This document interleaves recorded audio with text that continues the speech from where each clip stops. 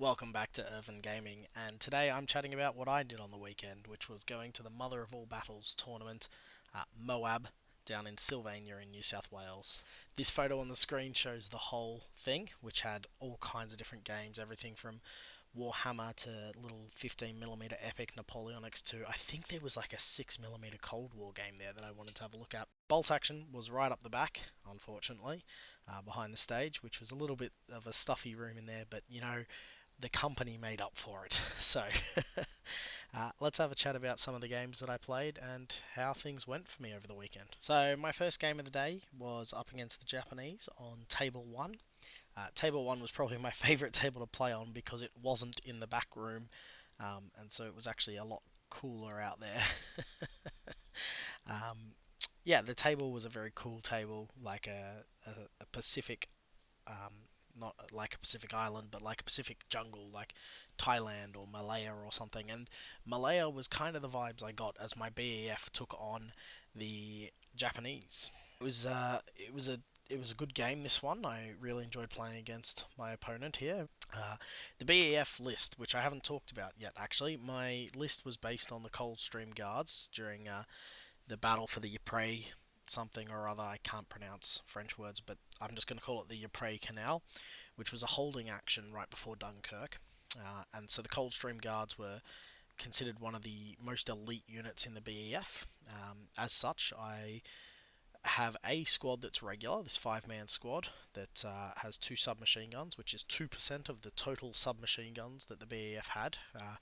They had 100 Tommy guns. Not a lot, but I've got 2% of them in the force. I think I've got 5% of them throughout the whole army.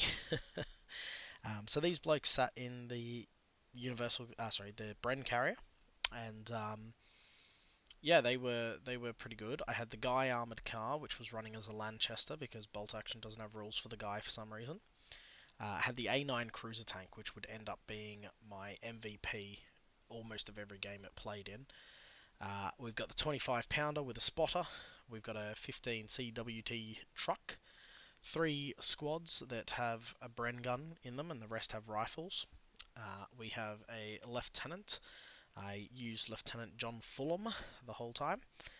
Uh, and then I had an anti-tank rifle, which was inexperienced, which didn't quite fit with the theme. But I think the way I thought about it in my head was that these guys are some cooks or some logistics guys or something who've been thrown into battle and they've been handed a boy's AT rifle, and so that's why, even though the Coldstream Guards are veterans and all that, these guys are running as inexperienced. So yeah, that was the force I had, and yeah, that A9 cruiser tank really showed its value. 15 machine gun shots with the ability to throw 5 at a different unit each turn. Um, was amazing. And yeah, the other thing that really worked out for me in this game was my forward artillery observer, calling down his artillery barrage and just flattening the Japanese at the start of turn. I want to say it was turn 3. I think I straight up killed the Horo, and the heavy mortar and the spigot mortar just never really recovered from it. Um, yeah, enjoyable game, and I came away with the win. Now, game two, we were playing a mission from the 2020 Bolt Action Alliance mission pack.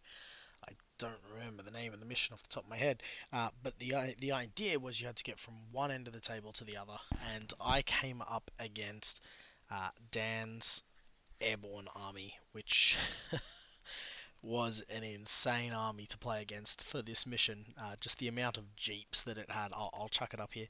Dan, by the way, is from Valhalla Games, and I'm going to put a link to them in the description.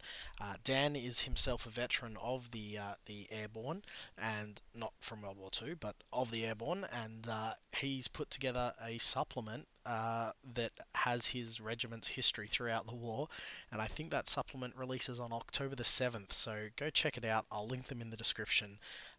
You know it's going to be a good book, especially like look at the care that Dan's put into his force here. It's amazing. Anyway, the game itself, I absolutely got walloped. Uh, the poor Tommies up against the elite parachute regiment. Um, did not do too well. Yeah, the Paras really pushed up the field early and kind of whilst they never killed the A9 cruiser, they just negated it by basically they just avoided it.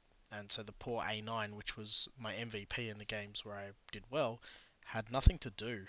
It kept shooting at the captured SDK Phase 10 half track, but it just couldn't finish it off. um, yeah, and so at the end of the day, the Paras winning assaults, charging, just having so many submachine guns, and being able to get up the field so quickly really sealed the deal for me, and I came away from this game with the loss. The final game of day three, however, I turned things around, and we got a win from this one up against the Japanese again, a different player, of course. Um, Now this list was a very intimidating and tough list going in. It was a dual platoon that had two Hargos and two.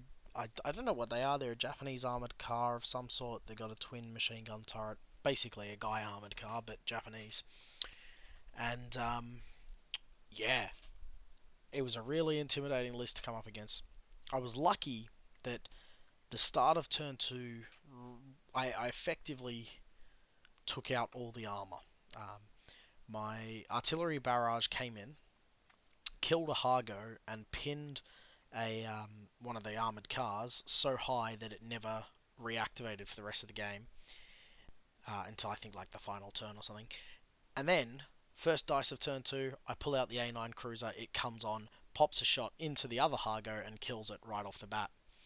And I think from there, the game, I pretty much dominated. Um, I brought all my armored sweep on and just cleaned that side of the field up. But then the Japanese infantry reached the front lines and the assaults began. And I think had the game gone longer, it probably would have been a draw. I could have lost. And I think the thing that won me the game there was the time limits that tournaments have. So yeah, a very tough opponent, that one. Um, and that's how I finished day one of the tournament. 2 wins, 1 loss. So day two of the tournament started with me waking up early to get there half an hour early. And as I was driving there, the clock ticked forward an hour for daylight savings time, which it hadn't done overnight when it was supposed to, and decided to do it halfway through my drive. So I missed out on what I thought I was going to have to forfeit.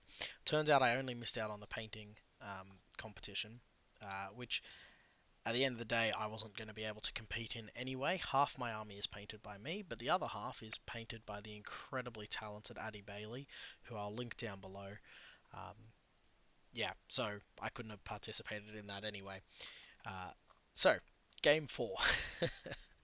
Came up against the French. A bit of a training exercise, or maybe they're trying to stop us from going to Dunkirk, trying to force us to fight. um, this was a real tough game. The French motorcycles really blew me away. I mean, having 3 armored cars effectively. The game itself, I was winning the whole game, I think, until about either turn 3 or turn 4, when suddenly all these French that I'd forgotten about that were in a truck and were behind a building came out and stood on objectives. And so at the end of turn 4, my opponent was winning 3-2. The game was oh gosh, I can't remember what it was. It's the one where you get 5 objectives in each corner, 4 in the corner and 1 in the center that you got to capture. And yeah, anyway, so he's winning 3-2 at the end of turn. I want to say it was turn 4, and there's 5 minutes left on the clock. And the first dice gets drawn, and it's me. And so my A9 cruiser, which has been obliterating infantry squads, dashes out and puts itself on an objective, contesting it, so that the final score could be 2-1-2. Um, I and had that turn continued, I most certainly would have lost if it wasn't for the 5 minute time limit.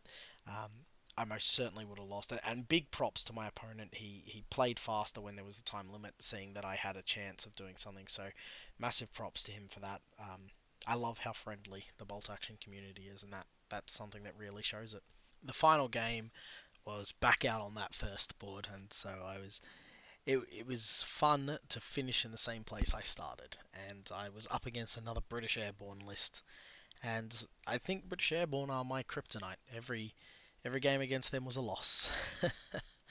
So in this one, we were playing scenario 12 from the rulebook, sectors, I believe it's called, where you need to basically get from one quarter of the table to the other quarter of the table. And this game was almost almost relaxing for the first 2 or 3 turns. We just kind of moved on, slowly moving things around, getting into our sectors, and then like that, those last couple turns, everything just went bang, bang, bang, and there was intense action going on. I think this game, funnily enough, my MVP was my forward observation team. Not just from bringing in their thing, their artillery barrage, but also just from their shooting. With their pair of rifles, they put a British Airborne squad on 6 pins, and that squad then failed rallies with FUBARs. So thank you to the FOO team. Unfortunately, it wasn't enough, and I lost the game. Off the top of my head, I want to say it was 22 points to 20. And I think the thing that frustrated me in a sense was that I finished the tournament on, I want to say, 65 points, and a win would have netted me 25. A minor win would have netted me 20, I think, off the top of my head. And a draw would have netted me 15 points. And third place was on 75 points. So if I'd drawn, I would have been equal third, and if I'd won, I would have finished third. And considering this is the first tournament that that Warlord has, sorry, the first tournament, the second tournament that Warlord has sponsored, I think it's the first one in New South Wales. There was some of those very special silver order dice available, and I would have loved to have got my hands on them, but it wasn't meant to be. The prize table here, amazing. Like, look at some of the stuff. The sponsors of the event were great. I mean, 2 whole starter packs from Eureka Miniatures. Um, there was a bunch of 3D prints. There was from a local company or maybe it was a local guy. I don't remember where the 3D prints came from. Sorry, person who made them. There was awesome stuff from Knights of Dice, Dark Castle Terrain, War and Peace Games, the big Aussies, who are really supportive of the community, and it's just awesome. I ended up taking away the award for best themed army, um, which was tied between me and Dan. I think I would have given a clear victory to Dan, but thankfully they had 2 different awards, and so though I think I deserved second place, uh, I managed to come away with the reward of best themed army. So yeah, um, it was a great event. Props to the organisers. The amount of hard work and effort that goes into it is intense. So it was just cool to see. Thanks for watching. Make sure you hit that like, subscribe, and hopefully I'll have a game on the channel later this week or next week. Thanks.